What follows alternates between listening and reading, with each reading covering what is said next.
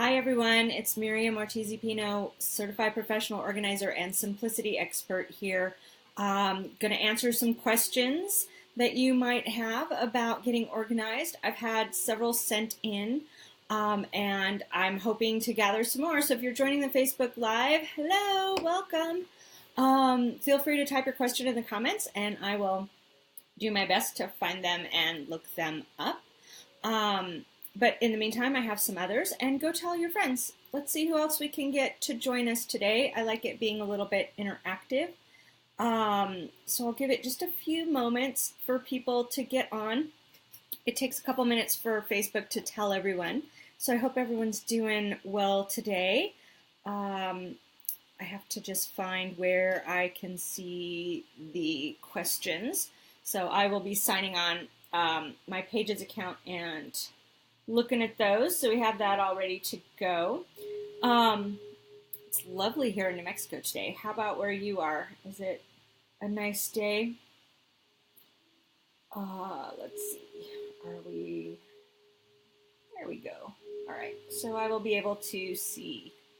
I wish I could see who you were. If you're here watching and you have a way of doing so, let me know who you are. Type a comment if you can.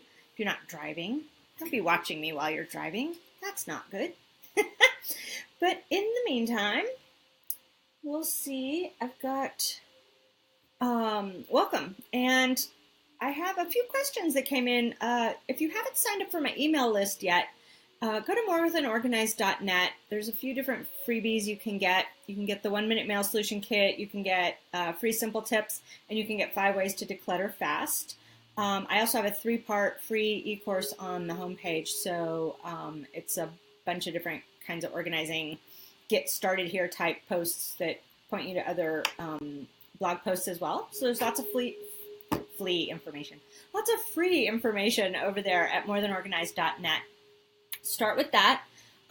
Any of those offers will put you onto my email list, and I try not to overdo it. Every once in a while I have something exciting coming up and I send some reminders, but mostly it's to provide you with some free information every week, a tip or trick or two, and to solicit questions for this Q&A session. So if you want to be reminded, because I do this once a month on the second Thursday at 5 p.m. Mountain Time, that's 7 p.m. Eastern, and hopefully you can get on the list and then be able to submit your questions that way. And that means if you can't catch the live version, you will get the answer answered anyway. And then you can go back and watch it because it stays on the Facebook page. And I also cross-post it to the YouTube channel over at morethanorganized.net, More Than Organized over on YouTube. So you can see all the past episodes there as well, which is always handy because there's often a follow-up question. I have a couple of people that tend to ask a question and then they ask me a follow-up question the next time. So they do have a little bit of guidance on the YouTube videos in terms of what kinds of questions I answered on that particular month. So welcome. I'm glad you are finding me. All right, let's go ahead and jump in. I've given it about 3 minutes for people to show up. So I'll go ahead and start with the questions that I already have. The first one comes from Giovanna, who asks, what's the best way to organize business receipts and papers you need to keep for taxes? This is great. I just answered this same question for a client I had yesterday, and he was kind of surprised what I said. As you're doing your taxes this year, check with your accountant or your TurboTax or whatever it is you use and see what kinds of things you are actually able to deduct for your situation. For most of us, that's some sort of a Schedule C, but some of you may have corporations and some of you may just be wage earners, and there's going to be different kinds of forms about what you get to deduct. So you want to start there. First of all, you got to start with the IRS. There's no need to keep any of the receipts that you do not get to tax deduct. There's just not. Occasionally, a piece of art or jewelry that's really expensive, you might want to keep those receipts for insurance purposes. But even those can be, adjusted for if you don't keep them. But if you do keep those kinds of receipts, put them in a separate folder in your insurance area so that you have, if you ever had to do a claim, the receipts for the things you need to make sure you're claiming are all in the same place. Those don't get mingled with the tax receipts. So what you want to do is take each of the categories from your Schedule S or whatever schedule you file your deductions on and create a folder for it. And I like to use file jackets for this purpose because they are sealed on the sides and it will help keep all the small receipts from oozing out. Of course, I'm going to describe how to do it with physical paper first, and then I'll tell you how to adjust it for electronics if you digitize your information. But the principle of it is the same. So I'm just pulling my file over so I can show you the example.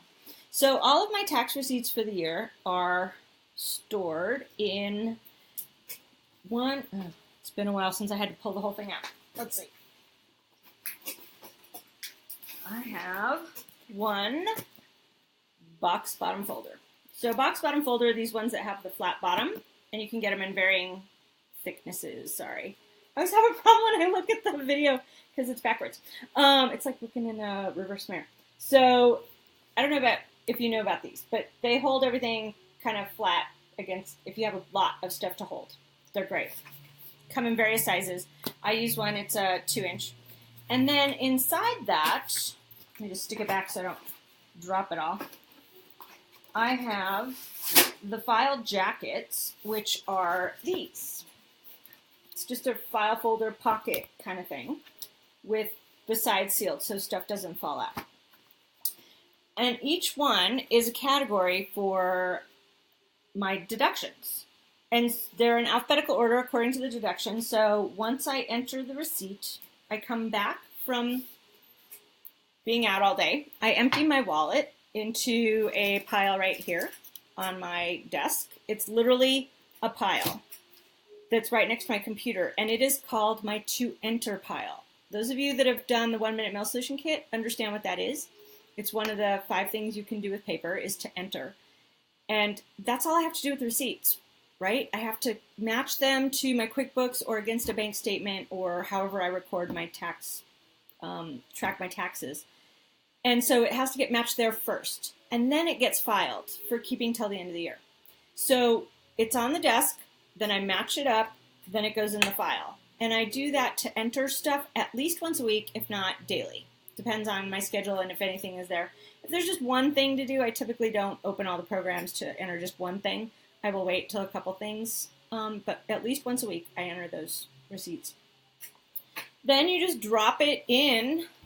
You literally just drop it in. I also put any statements involved in an account that gets to be tax deducted. So this one's my insurance. I get to deduct all my health insurance and I get to deduct my car insurance for work. So I guess that's it.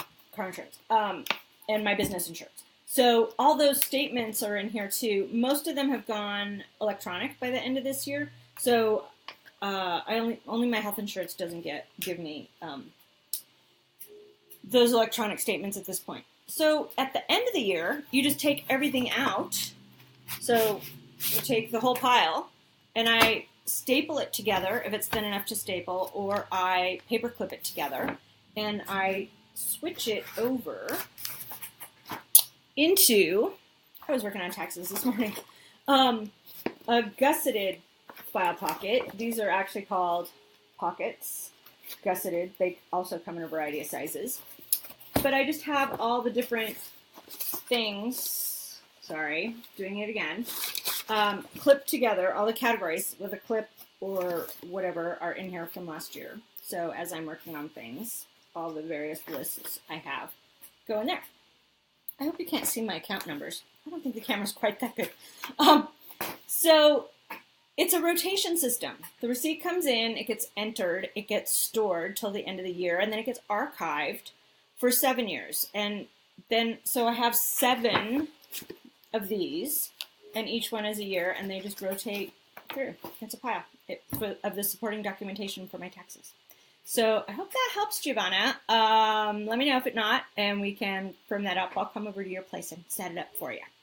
Now, if you're doing it electronic, you can do the same thing, just mirror it in Evernote or in a file set up on your computer. If you're using scan software or Neat Receipts or any of those things, you can create the hierarchy of those same categories in there and then scan them or take a photo and send them to Evernote in a notebook that's set up the same way.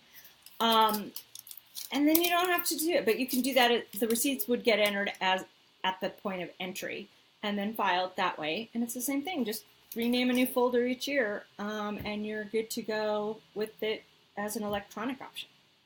All right, I hope that helped. It's tax season. I know people are starting to pull their stuff from last year. If you haven't done it yet, like I said, I've done most of it. It will be done by Monday. So hope you're not quite as late as me, but yeah, maybe this will be the last year we have to pay taxes. What do you think? That would be cool. Or not. Okay, next question from Bonnie is, what is your best time-saving tip? Well, that's pretty vague. And her follow-up question is, what is the trick to carving out free time? So let me think about that for a second. Free time, I don't carve out. I schedule it first, actually. I take the approach of theme days, and one of my days is actually my Sabbath day. It's Saturday, usually, where I don't have any plans. I let the day evolve as it is. It's often spent on the couch with a book or TV. It's sometimes spent taking a hike. It's sometimes spent hanging out with some friends or a movie, but I just get up and see what I feel like doing on Saturday and let it go from there. So I don't schedule anything ahead of time unless it's a special event. So that helps. I always start my day with my morning routine, which is me time. So I consider that, I don't consider it free time. It's me time though. So I'm taking good care of myself, and it helps keep me going for everything else. So it's the stuff that keeps me healthy. I meditate, I write in my journal, I go for a walk, I do some yoga, I take a shower, I do some anointing, whatever I have time for on a day. I have like 6 things I typically do, but occasionally I have to do just 4 of them. So there's 2 things that are a little more flexible than the others. But I start the day pretty much the same way every day, including that Saturday where I rest a lot. I go ahead and do most of my morning routine. So there's that. But it's so much easier to schedule the things you want to do than to assume you're going to have time for them at some point in the future. If you don't put them on your calendar in some way and create routines for the things you do regularly, you're never going to have free time. So the only time I get free time now is if I have an appointment that cancels. So if I have a client that ends up with a sick kid and I'm not working at that point, or I have a meeting that the other person cancels, that's the only time I have free time, and that's the only time I have to decide, am I going to work on something for just me or on my business? So my whole concept of free time is that I don't know what that is, because my whole day is scheduled. It does have a flexibility to it. It's not super strict, like at 9:04 I must be starting my emails or anything like that, but it is definitely time blocked of during this time I'm working on these things, during the next time block I'm working on these other things. And so I have a good plan, and all the stuff I want to do and accomplish gets filtered into my schedule. All right, does that help? If you need more than that, let me know. Send me the question and I will follow up on that later. But it's not carving out free time, it is planning your free time ahead of time. And then in terms of the time-saving tip, I think that's it. I think actually creating as many routines as possible is my biggest time-saving tip, because when you create a routine, that means you have to practice it over and over and over. You get very efficient at doing the thing you are working on, and so it becomes easier. You're using less brain power on it, so time actually feels a little bit faster because you can actually be kind of muddling on something else while you're working on something. And it just helps you be more effective and efficient in using your time. I watch clients struggle often with things that should be routines, and they're doing them differently every single time they do it. And so that takes more time because they don't have a flow. There's not a muscle memory situation going on with them. And so it gets kind of bogged down in redoing or trying again, or where's the next step? There's too much thinking involved. Some things we don't think enough about, and other things we think too much about. So whatever you can do to create a routine that it becomes just a natural flow. Think of how you brush your teeth or how you get in the car and start and drive.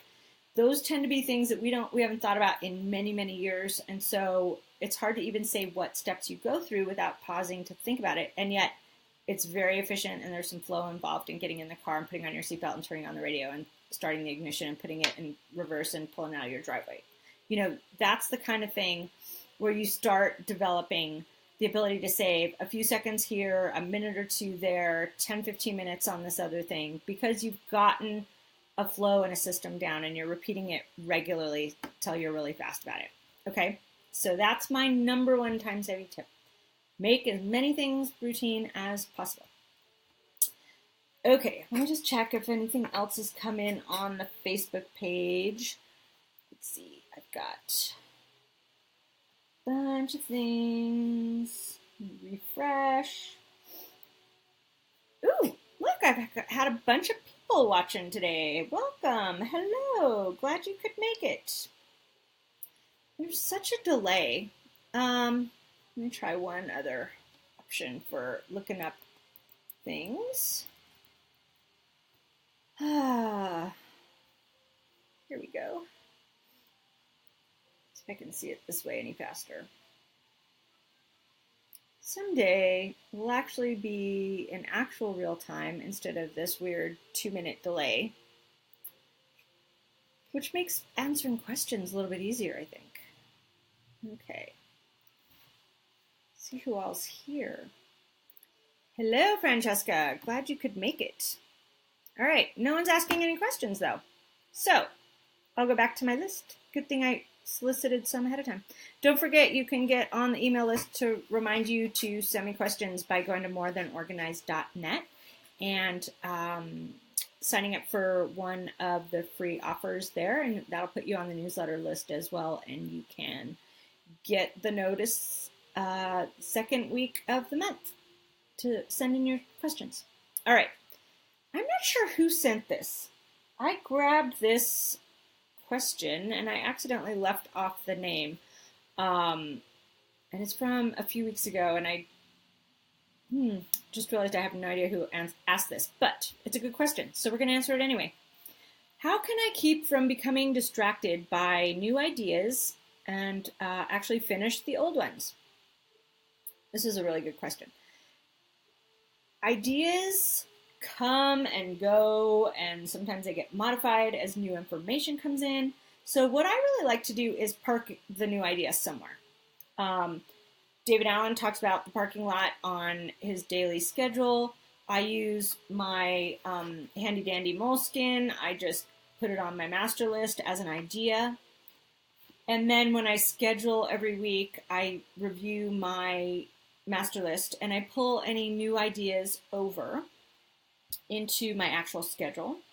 If it is the kind of idea that is going to help something you are currently working on, you can go ahead and put it near that project, whether it's in the project folder or file on the computer, or somehow attach it to the thing you're currently working on if it's about the current thing. But if it's like another idea I'd like to try someday, one day, maybe tomorrow, put it on the master list and then get it scheduled into your calendar. Because what's going to happen is the new idea will be gathering other information as you're working through things, and your unconscious mind will be working on how and where it fits into what you're already trying to do.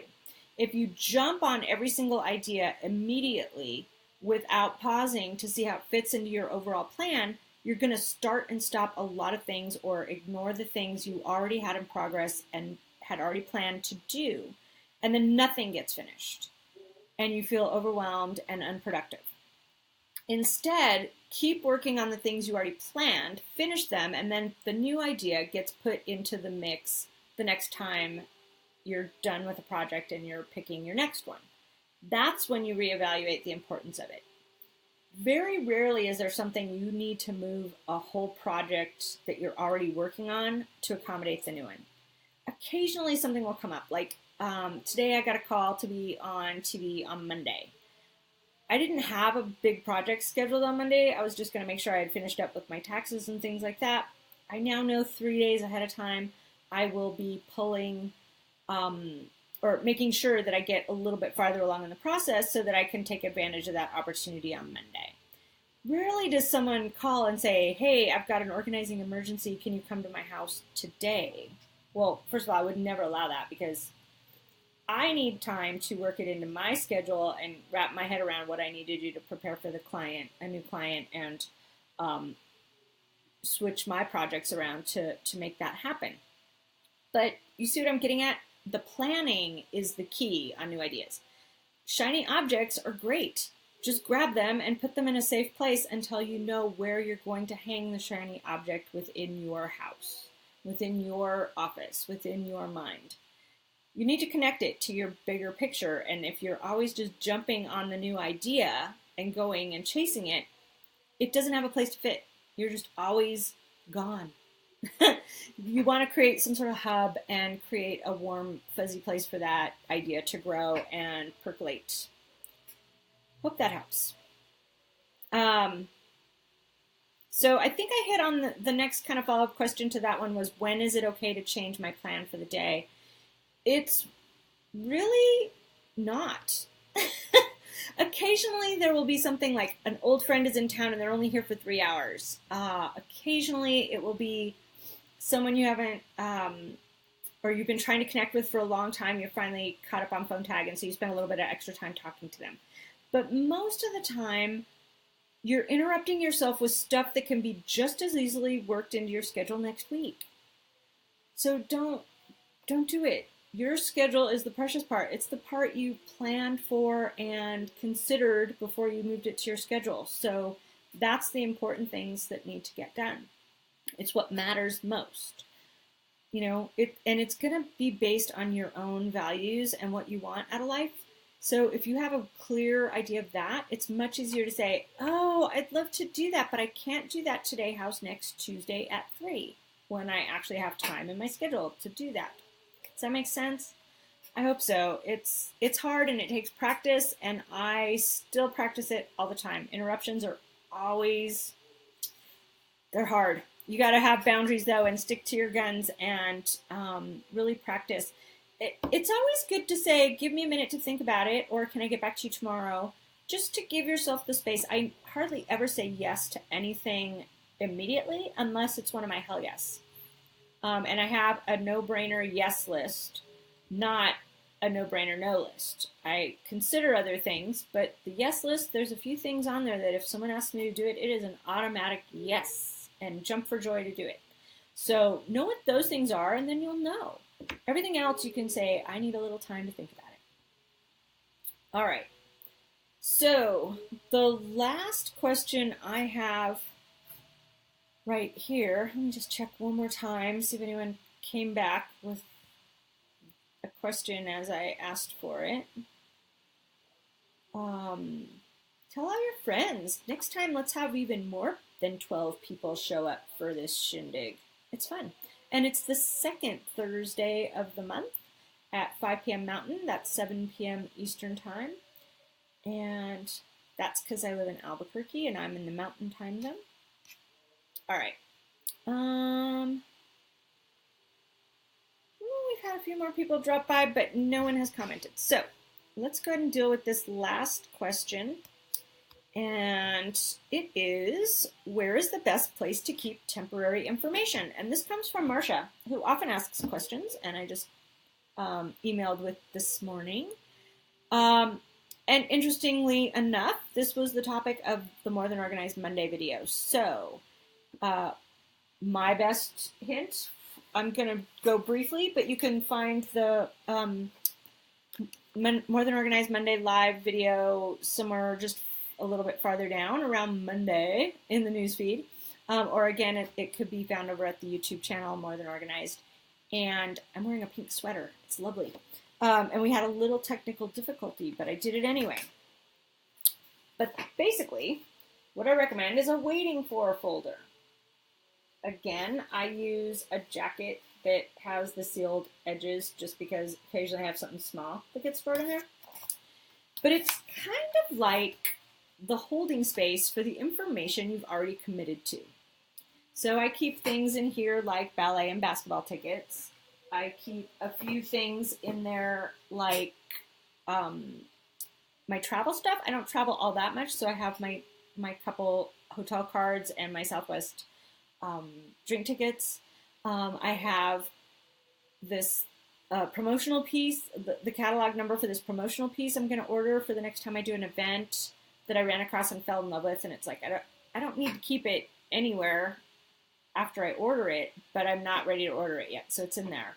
If I order something, I have it, the confirmation page of the order or confirmation number in there.